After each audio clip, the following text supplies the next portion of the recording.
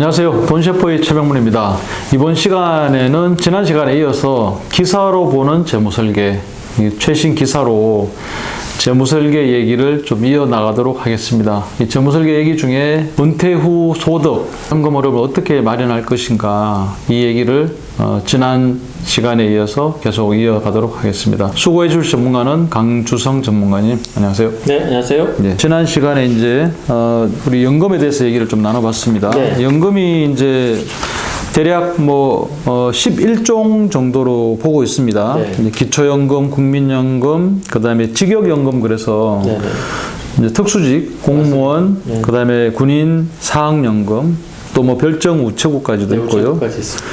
그다음에 퇴직연금, 주택연금, 이렇게 해서 하여튼 11종 정도의 이제 공적, 사적, 이제 그 정도가 있는데, 이번 시간에는 이 주택연금, 어떻게 보면 11개의 이 공적연금, 사적연금 포함해가지고 어떻게 보면 재원이 가장 크다고 할 수 있는 이 주택 가격이 워낙 10억 이상 이렇게 많이 되니까 네네. 내 집 맡기고 그냥 이제 생활비를 주택연금으로 받을 수 있다, 이게 기대를 하고 있는 사람도 많은데, 네.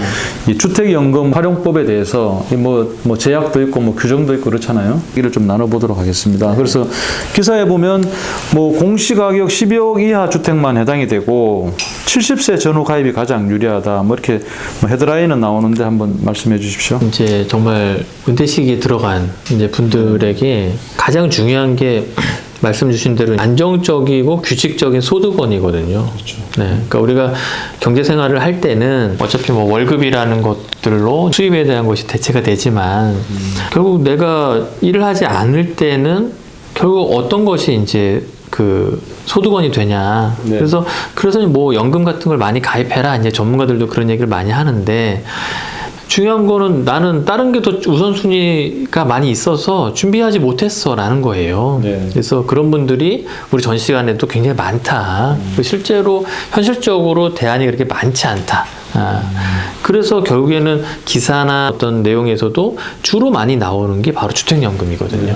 말씀하신 대로 주택연금이 그래도 최근에 몇 년 동안 봐도 그렇고 전통적으로 봐도 대한민국이 그래도 집값이 제일 많이 올랐잖아요. 부동산이 많이 올랐고, 결국 부동산이 있으시냐 없으시냐에 따라서 노후 생활에 대한 어떤 자산의 증감률도 굉장히 다르거든요. 네네. 근데 결국에는 이게 이제 우리가 받는 국민연금이나 퇴직연금도 마찬가지고 개인연금도 마찬가지인데, 그런 것들을 다 해도 부족한데 이걸 내가 일을 할 수는 없어. 그렇다면 전통적으로 제일 좋은 방법은 자녀가 용돈을 주는 거거든요, 원래. 네네. 그래서 원래 한 4명, 5명 이렇게 나면은 20만 원씩 주면은 100만 원이니까. 그러면 또 어떻게 이렇게 생활을 하실 수는 있는데, 어떤 퇴직하시고 노후생 하시는 분들은 자녀가 4-5명 있는 경우가 거의 없죠. 그렇죠. 보통 몇 명 있냐면 한 2명 있어요. 왜냐면 우리나라가 1970년대 둘 만나 잘 기르자를 이제 했었거든요. 저는 그렇거든요. 저도 이제 동생이 있는데, 그러다 보니까 100만 원이 50만 원씩 내야 되는 거예요. 근데 또 좀 부담이 되는 것도 솔직히 사실이기도 하고, 그래서 결국에는 좀 지금 가장 좋은 이제 이런 어떤 걸로 할 수 있는 게 뭐가 있냐, 그래서 주택연금에 대한 이야기를 하는데, 결국 주택연금은 내가 그 집에 살면서, 실은 그게 제일 큰 베리이잖아요. 그래서 그 집에 살면서 내가 그 집을 담보로 이제 어떻게 보면 대출의 형태거든요. 그래서 연금을 받는다. 그래서 어떻게 보면 많은 분들이, 아니 그러면 나는 차라리 대출을 받지 내가 연금을 뭐하러 받냐, 이러신 분도 있고, 이게 계산하신 분도 있지만, 가장 메리트는 내가 그 집에 사는 거죠. 네. 그리고 이자를 내지 않는 거죠. 이자라는 걸 결국 내가 지금 매월 내면서 생활하는 게 아니고, 결국 이자가 그 안에 포함되어 있어서 연금을 받는 금액으로 정해져 있다 보니까, 그러다 보니까 이제 훨씬 더 뭔가 안정성이나 삶의 만족도가 높은 게 사실이에요. 그래서 그게 이제 주택연금인데, 여기도 이제 보시면 한국주택금융공사에서 이 상품을 다루는데, 평균 가입 연령이 72세, 그리고 평균 주택 가격이 3억 7천만 원인 거죠. 월 평균 수령액이 118만 원. 118만 원도 적은 금액은 아니거든요. 우리나라 서울시의 평균 아파트 값이 6억을 넘어선 지 오래됐잖아요. 그러면은 예를 들어서 뭐 한 6억 정도 된다고 하면 그래도 한 200만 원 정도의 연금을 받을 수 있다라는 거예요. 그래서 그런 것들은 굉장히 좋다. 근데 이제 이것도 보면은 뭐 다양한 활용 방법. 그래서 결국에는 이게 뭐 이제 뭐 언제 시작을 했고 내가 얼마를 받을 수 있고 뭐 이런 거에 따라 좀 다른 거고 어떻게 보면은 앞단에 이제 뭐 지출이 많아요. 뭐 자녀 결혼도 있고 뭐 여러 가지 이제 뭐 누가 편찮으시기도 하고 이래서 지출이 많다면 이제 연금하는 방법 중에 초기 증액형이라는 방법이 있어요. 그래서 이거는 앞단에 좀 많이 받는 거예요. 그래서 뭐 예를 들어 가입 후 10년간은 매월 110만 원을 받고 그 이유는 뭐 80만 원을 받고 뭐 이렇게 하는 경우가 있고요. 또 어떤 경우는 점점 연금액을 뒤로 늘려서 받는 경우도 있어요. 아니면 우리가 전통적으로 생각할 때는 그냥 같은 금액을 끝까지 받는 거죠. 예, 뭐 다양한 방법들이 있어서 어떻게 보면은 이제 이런 연금을 다양하게 활용하면 좋다. 이제 그런 내용으로 이제 기사가 나와 있는 거죠. 주택연금도 이렇게 수령 방법이 좀 다양하네요. 다양해지고 있어요. 본인의 이제 뭐 상황에 맞게 맞습니다. 선택을 하면 된다는 거고. 그리고 공시 가격이 지금 12억까지잖아요. 네, 맞습니다. 공시 가격 기준으로. 근데 이게 초과하게 되면 지금 뭐 민간에서 이걸 한국주택금융공사에서는 취급을 안 하지만 민간 뭐 또 생명보험사나 여기서 또 취급하는 경우가 뭐 나온 것 같더라고요. 네, 요즘에 뭐 많지는 않은데 그래도 그런 것들을 좀 지원하는 뭐 그런 것들을 만들고 있는 상황입니다. 공시가 12억이면은 실거래가가 한 15억 정도 되거든요. 그래서 15억 정도면은 서울의 웬만한 아파트는 이제 대부분 이제 해당이 되는 거거든요. 15억 정도면. 그래서 그 정도만 돼도 이거를 이제 좀 받을 수 있다라고 보시면 됩니다. 그리고 받는 연령도 이제 점점 줄어서 두 분 중에 한 분만 만 55세 이상이면 가능해요. 지금은. 좋습니다. 주택연금 여기 가입 조건을 좀 정확하게 한번. 네. 그래서 뭐 가입 조건에 보면은 부부 중 연령은 이제 한 명 이상이 만 55세 이상이면 되고 주택 요건은 방금 말씀 나눴지만 공시가 12억 이하. 예전에 주택만 됐거든요. 근데 지금은 주거용 오피스텔을 포함시켰습니다. 그리고 주택 수는 1주택자만 됩니다. 근데 다주택자는 부부 합산 공시가가 12억 이하면 가능해요. 부부가 그러면 한 채씩 있으면 있어도 합했을 때 공시가 12억 이하면 가능하죠. 이것도 굉장히 중요한 거죠. 원래는 세대 간 1세대만 1가구만 됐었거든요. 1주택만. 예, 그리고 이제 거주 요건이 어떻게 보면 반드시 실거주인 거죠. 이거는 뭐 굉장히 중요한 거고요. 그리고 실제로 이게 이제 주택연금을 하시는 이유기도 하니까요. 그리고 담보 설정도 저당권 설정 또는 신탁 방식 선택 이렇게 되어 있는 거죠. 그래서 소유권을 유지하든지 아니면 신탁 방식을 이전하든지 이렇게 할 수 있습니다. 그래서 또 주택담보대출 같은 게 있는 경우에도 예전 같으면 담보를 무조건 상환해야지만 연금을 신청할 수 있었어요. 근데 지금은 담보가 있어도 그 담보를 빼고 나머지 걸 갖고 신청할 수 있거든요. 그래서 상환하지 않아도 가능합니다. 그래서 요즘에는 이제 굉장히 많이 좋아졌고, 뭐 이 상품을 다루는 곳은 한국주택금융공사에 찾아가서 이렇게 아니면 전화하셔도 월수령액 정도는 확인이 가능하거든요. 그래서 그런 것들을 하시면 신청하시고 이제 이렇게 진행하시면 됩니다. 근데 이제 이게 여기서도 이제 그런 내용이 있지만 우리가 주택연금 만약에 내 집이 5억인데 내가 연금으로 5억 이상을 받아도 나중에 더 받은 금액에 대해서 상환하지 않잖아요. 근데 만약에 5억인데 내가 3억만 받고 돌아가셨다고 하면 나머지 2억에 대해서 이제 자녀에게 이제 지급이 되는 거거든요. 네, 지급이 되는데 유족에게. 근데 또 한편으로 보면 그 시점에서 자녀가 이거 관련해서는 집값이 너무 많이 오르면 또 다시 산정해서 하는 경우도 있으니까 그것도 뭐 합리적이라고 생각은 되는데 유의할 점이 있어요. 이게 뭐냐면 장기간 집을 비우잖아요. 그러면은 실거주 요건 위반으로 지급이 중단될 수 있어요. 자녀가 미국에 있는데 미국에 가서 오랫동안 이제 계신 거예요. 그런 경우에는 이제 실거주 요건이 안 되면 어렵다. 그래서 그런 것들이 있고 실은 어떻게 보면은 뭐 너무 이른 나이에 가입을 하면 연금이 적겠죠. 근데 이제 또 너무 늦게 가입하면 연금은 많겠지만 또 좋은 혜택을 누리기가 어렵다. 그래서 어떻게 보면 전문가들은 여기 헤드라인처럼 70세 전후가 제일 효율적일 것이다 라는 거죠. 근데 거기에는 어떤 게 있냐면 이제는 오래 사신다는 거예요. 그래서 전제는 뭐 지금도 평균 수명이 뭐 87세 이렇게 올라가고 있거든요. 근데 뭐 앞으로 많은 전문가들이 얘기하는 것도 지금 이미 58년 개띠인 분들도 100세까지 사실 확률이 45% 정도는 된다고 하니까 그러면 주택연금이 부족한 연금을 메우기에는 굉장히 중요한 이제 일이다. 이제 그렇게 생각이 됩니다. 네, 좋습니다. 이게 이제 주택금융공사 홈페이지 들어가면 다 자세한 내용이 있습니다. 나오더라고요. 본인의 나이 넣고 집값을 넣으면 뭐 어느 정도 연금액을 받을 수 있는지 나오고 너무 빨리 가입하면 이제 월 수령이 또 턱없이 작고 또 너무 늦으면 또 오래 혜택을 누리지 못할 수도 있고 그러니까 잘 본인의 어떤 상황에 따라 가지고 잘 한번 미리 사전에 봐야 될 것 같고요. 네, 요거 관련해서 이제 여기 기사에는 없는데 농지연금이라는 게 또 있어요.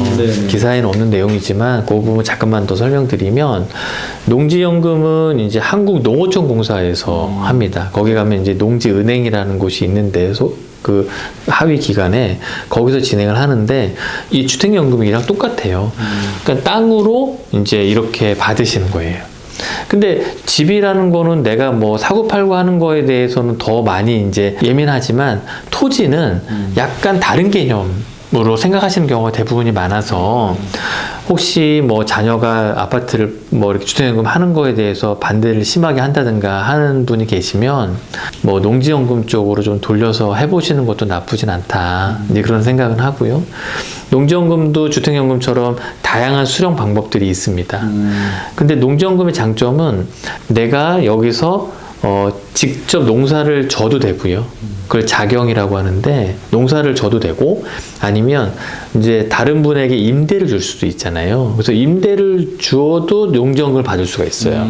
주택연금은 다른 거 뭐냐? 주택연금은 내가 떠난도 살면서 이렇게 받을 수 있는 거예요. 농지연금이 굉장히 효과적인 경우가 뭐가 있냐면 힘드셔도 그거를 이제 임대를 주면 또 거기서 임대료를 받으시고 농지연금을 받으시고 우리가 국민연금이 1988년도부터 우리나라에 제도화 됐는데 실제로 가장 취약한 곳들이 농촌이거든요. 네, 그렇죠. 네, 그러니까 지역에 따라 물론 다르지만 농촌에 계신 분들 특히 우리 어머님들은 연금 받으시는 분들이 거의 없어요. 그러다 보니까 이제 그 국가에서 하는 기초연금 수급 대상자는 되시지만 이런 농지연금을 좀 활용하신다면 훨씬 더 좋은 노후 생활을 하실 수도 있다. 그래서 그거는 기사에는 없는데 제가 참고로 하나 더 말씀드렸습니다. 좋은 팁이고요.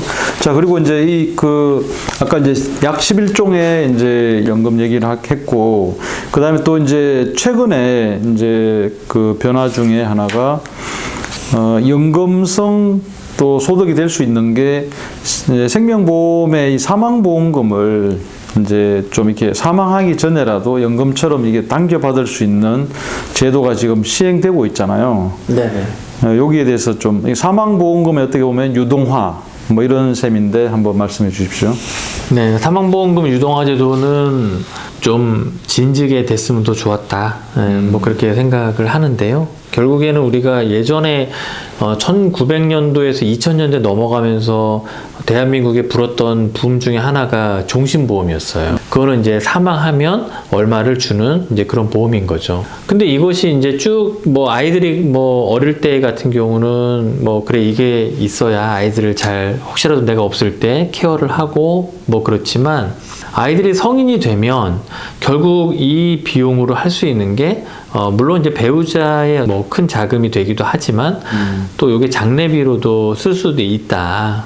근데 그래도 금액 차이가 좀 많이 있다 보니까 그럼 이걸 활용할 수 있는 방법이 없을까라는 고민을 많이 하셔서 실은 이거를 뭐 깨기도 하시고 뭐 그걸 화학금으로 뭐 찾아서 생활비를 쓰시기도 하시고 이렇게 하셨었거든요.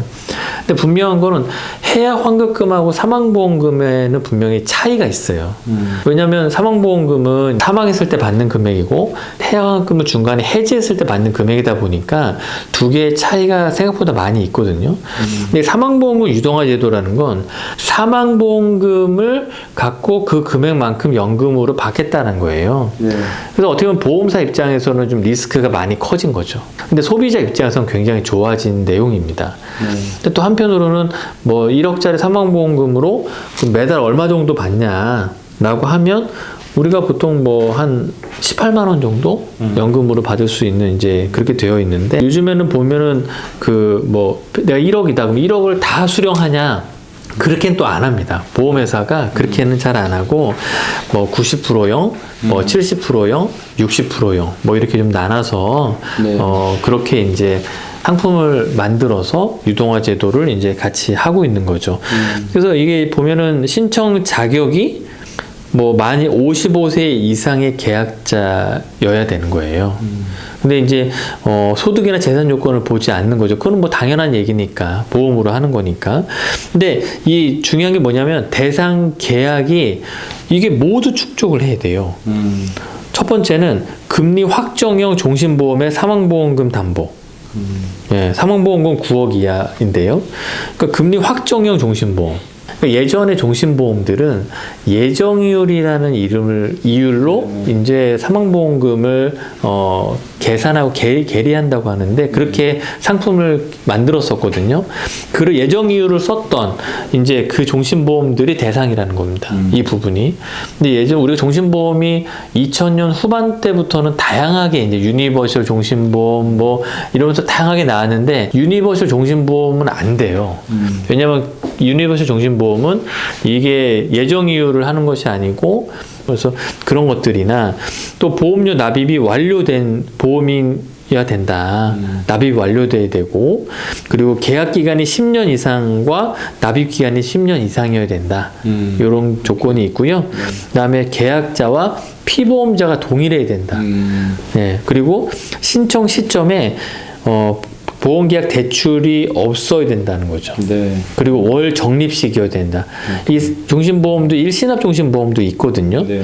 그래서 이런 것들 이 네 가지가 다 요건이 맞아야 이렇게 유동화가 가능하다. 이제 제도가 지금 막 시행되다 보니까 뭐 조건이 좀 까다로운 건 사실인데 뭐 추후에 나중에 또 뭐 좀 유연성이 있을지 않을까 이런 생각을 하지만 지금은 이렇습니다. 이것도 뭐 주택연금처럼 조금씩 이제 완화돼 갈 수 있을 거고 이게 이제 뭐 기사에도 나왔듯이 지금 이제 원래는 이제 처음에 유동화 적용 연령이 65세였는데 55세 이상으로 확대가 됐습니다. 그래서 소득 공백이 이제 시작되는 뭐 50세 전후해 가지고 국민연금 개시되는 요때 노후생활자금 활용할 수 있게 이렇게 해두네요. 아까 이제 말씀드렸던 거에 유동화 비율이라고 말씀을 드렸는데요. 그래서 사망보험금의 최대 90% 이내에서 신청이 가능해요. 이 부분도 이제 중요하다고 생각이 되고요. 그 다음에 납입보험료 초과 지급은 유동화 지급금의 총액은 납입한 보험료의 100%를 초과하도록 설정했다. 그러니까 납입한 돈보다는 더 많이 받을 수 있게 되어 있다라는 거죠. 그래서 월 수령액을 보면 20년 유동화 시 사망보험금으로 20년 동안 내가 연금으로 받을 때 수령 금액을 보면 55세인 경우에는 이제 한 18만 원 정도 월 수령액이 그리고 70세인 경우에는 26만 원 그리고 75세는 29만 원 80세는 31만 원이에요. 이게 예시표가 있는데 이게 금융위원회에서 나온 예시표인데 이 조건이 뭐냐면 예전에 월보험료가 8만 7천 원인데 20년을 납입했고 예정이율이 7.5%예요. 네. 그래 유동화 비율이 90% 기준인데 예정이율이 7.5%면 2000년 이전에 가입한 종신보험이거든요. 네. 그러니까 2000년 이전에 가입한 종신보험인 경우에 예정이율 7.5면은 굉장히 높은 거잖아요. 최저보증이 7.5란 얘기니까. 그렇다면은 그때 90년대 중후반 정도의 상품일 확률이 높고, 그렇다면 그때 가입하신 종신보험이 있으면 한번 이런 것들을 보험회사에 연락해 보시면 아마 안내를 받으실 수 있겠다. 네, 그런 생각이 듭니다. 네, 좋습니다. 자, 여기까지 우리가 이제 은퇴 생활이 시작이 되면 정말 안정적인 현금 흐름이 필요하다라고 누구나 다 가장 이제 느끼는 게 이제 그런 이제 니즈일 겁니다. 그래서 내가 그러면 이제 은퇴가 시작되면 나의 현금 흐름은 어떻게 안정적으로 만들어 갈 것인가? 국민연금에다가 퇴직연금에다가 그다음에 개인적으로 가입하고 있는 것들. 근데 이제 현재까지 데이터를 보면 2개 이상 이렇게 연금을 복수로 수령하는 사람이 많지는 않습니다. 그래서 여러분들이 이제 반드시 노후가 시작이 되면 이 안정적인 현금 흐름을 어떻게 확보하느냐, 여기에 이제 포커스를 맞추고 우리 재무설계사의 도움을 적극적으로 받으셔가지고 지금 은퇴가 얼마 남지 않았으면 지금부터라도 준비하시고 좀 여유 있게 남았으면 또 어떻게 효율적으로 준비할 수 있을지 그런 상담을 통해 가지고 미리미리 이제 사전에 준비하는 그런 지혜가 필요하겠죠. 자, 여기까지 수고해주신 강주성 전문가님 감사합니다. 네, 고맙습니다.